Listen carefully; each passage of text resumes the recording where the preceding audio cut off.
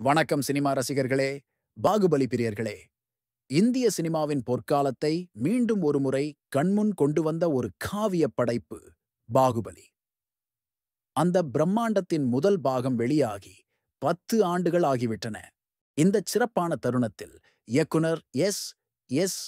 ராஜமௌலி ஒரு அதிரடி அறிவிப்பை வெளியிட்டுள்ளார். அதுதான் பாகுபலி தி எபிக் என்ற புதிய அவதாரம். இது வெறும் மறு வெளியீடு அல்ல, ஒரு புதிய அனுபவம். 10 ஆண்டுகளுக்கு முன் பாகுபலி தி பிகினிங் வெளியாகி இந்திய சினிமாவின் எல்லையை விரிவுபடுத்தியது. அது வெறும் ஒரு படம் அல்ல, ஒரு கலாச்சார நிகழ்வு. ஒவ்வொரு காட்சியும், ஒவ்வொரு கதாபாத்திரமும் நம் மனதில் ஆழமாக பதிந்தன. ராஜமௌலியின் தொலைநோக்கு பார்வை, பிரபாஸின் அர்ப்பணிப்பு மற்றும் ஒட்டுமொத்த படக்குழுவின் கடின உழைப்பு ஆகியவை ஒரு மாயாஜால உலகத்தை உருவாக்கின. மகிழ்மதி சாம்ராஜ்யம் நம் கனவுகளில் வாழத் தொடங்கியது. ராஜமௌலி தனது எக்ஸ் பக்கத்தில், பாகுபலி பல பயணங்களின் ஆரம்பம், எண்ணற்ற நினைவுகள், முடிவற்ற உத்வேகம். 10 ஆண்டுகள் ஆகிவிட்டன. இந்த சிறப்பான மைல்கல்லை பாகுபலி தி எபிக்குடன் கொண்டாடுகிறோம் என்று பதிவிட்டுள்ளார். இது பாகுபலி முதல் மற்றும் 2ஆம் பாகங்களின் ஒருங்கிணைந்த வடிவம். 2 படங்களும் ஒரே காவியமாக புதிய வெற்றுக்களுடன் திரையிடப்பட உள்ளன. இது ஒரு புதிய கதை சொல்லும் அனுபவமாக இருக்கும். ஆர்கா மீடியா ஒர்க்ஸ் நிறுவனம் 2 பாகங்களையும் இணைத்து புதிய காட்சிகளுடன் வெளியிட முடிவு செய்துள்ளது. இது ரசிகர்களுக்கு ஒரு புதிய பரிமாணத்தில் பாகுபலி உலகத்தை அனுபவிக்கும் வாய்ப்பை வழங்கும். இந்த பிரம்மாண்டமான பாகுபலி தி எபிக் திரைப்படம் அக்டோபர் 31, 2025 அன்று உலகம் முழுவதும் திரையரங்குகளில் வெளியாகிறது. இந்த அறிவிப்பு ரசிகர்களிடையே பெரும் எதிர்பார்ப்பை ஏற்படுத்தியுள்ளது.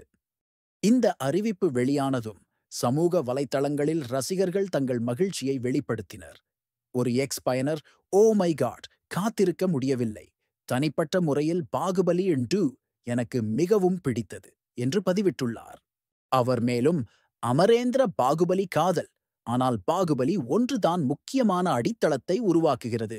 இரண்டையும் ஒன்றாக பார்ப்பது எப்படி இருக்கும் என்று பார்க்க ஆவலுடன் இருக்கிறேன்" என்றும் குறிப்பிட்டுள்ளார்.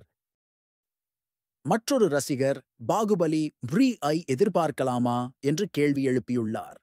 இது பாகுபலி பிரபஞ்சத்தின் மீதான ரசிகர்களின் தீராத காதலை காட்டுகிறது. இந்த ஒருங்கிணைந்த பதிப்பு புதிய கதவுகளையும் திறக்கலாம். பாகுபலி தொடர் சிவடுவின் சாகச பயணத்தை பின்தொடர்கிறது. பிரபாஸ் நடித்த சிவடு தனது உண்மையான காதலையும் வாழ்க்கையின் நோக்கத்தையும் தேடுகிறார்.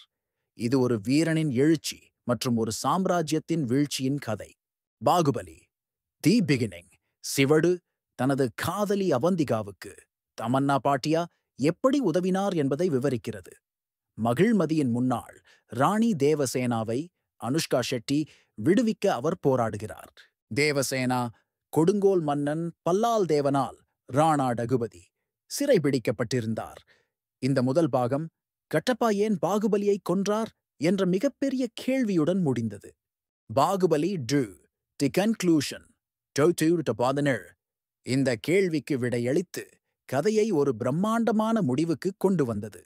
இது ஒரு முழுமையான காவிய அனுபவத்தை ரசிகர்களுக்கு வழங்கியது. இந்த திரைப்படத் தொடரில் சத்யராஜ், ரம்யா கிருஷ்ணன், நாசர் மற்றும் பலர் முக்கிய கதாபாத்திரங்களில் நடித்துள்ளனர். ஒவ்வொரு நடிகரும் தங்கள் கதாபாத்திரங்களுக்கு உயிர் கொடுத்தனர். சத்யராஜின் கட்டப்பா, ரம்யா கிருஷ்ணனின் சிவகாமி தேவி, நாசரின் பிஜ்ஜல தேவா என ஒவ்வொரு கதாபாத்திரமும் ரசிகர்களின் மனதில் நீங்கா இடம் பிடித்தன. அவர்களின் நடிப்பு படத்திற்கு மேலும் வலு சேர்த்தது. பிரபாஸ் அமரேந்திர பாகுபலியாகவும் மகேந்திர பாகுபலியாகவும் இரட்டை வேடங்களில் மிரட்டினார். அவரது உடல் மொழி, கம்பீரம் மற்றும் உணர்வுபூர்வமான நடிப்பு ரசிகர்களை வெகுவாக கவர்ந்தது. அனுஷ்கா ஷெட்டி தேவசேனாவாக ஒரு வலிமையான மற்றும் துணிச்சலான ராணியாக திகழ்ந்தார். தமன்னா பாட்டியா அவந்திகாவாக தனது அழகாலும் சாகசத்தாலும் ரசிகர்களை கவர்ந்தார். ராணா டகுபதி பல்லால் தேவாவாக ஒரு கொடூரமான வில்லனாக தனது நடிப்பால் மிரட்டினார். அவரது கதாபாத்திரம் கதையின் முக்கிய திருப்பங்களுக்கு காரணமாக அமைந்தது. பாகுபலி தி பிகினிங் உலகளவில் 650 கோடி ரூபாய் வசூலித்தது. இது இந்திய சினிமாவின் பாக்ஸ் ஆபீஸ் வரலாற்றில் ஒரு புதிய அத்தியாயத்தை தொடங்கியது. பாகுபலி தி கன்க்ளூஷன் உலகளவில் 1040 1 ரூபாய் வசூலித்து இந்திய சினிமாவின் வசூல் சாதனைகளை முறியடித்தது. இது ஒரு வரலாற்றுச் சாதனையாகும். சாக்நில்க் அறிக்கையின்படி இந்த திரைப்படம் இன்றும் அதிக வசூல் செய்த இந்திய திரைப்படங்களில் 3வது இடத்தை பிடித்துள்ளது. தங்கல் 2016 மற்றும் புஷ்பா டு தி ரூல் 2021 ஆகிய படங்களுக்குப் பிறகு இது உள்ளது. பாகுபலி 2 இந்திய சினிமாவின் பாக்ஸ் ஆபிஸ் திறனை உலகிற்கு உணர்த்தியது. இது இந்திய திரைப்படங்கள் உலக அரங்கில் சாதிக்க முடியும் என்பதை நிரூபித்தது.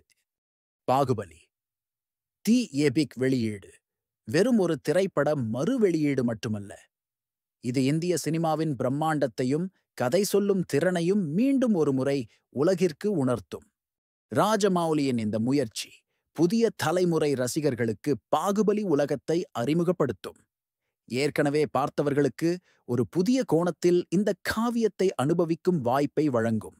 அக்டோபர் 31, 2025 அன்று நாம் அனைவரும் மீண்டும் மகிழ்மதி சாம்ராஜ்யத்திற்குள் நுழையத் தயாராக இருக்கிறோம். பாகுபலி தி எபிக் ஒரு புதிய அத்தியாயத்தை தொடங்கப் போகிறது. இந்த அறிவிப்பு இந்திய சினிமா வரலாற்றில் ஒரு பொன்னெழுத்துக்களால் பொறிக்கப்பட வேண்டிய தருணம். பாகுபலி தி எபிக் ஒரு காவியத் திருவிழாவாக அமையும் என்பதில் சந்தேகமில்லை.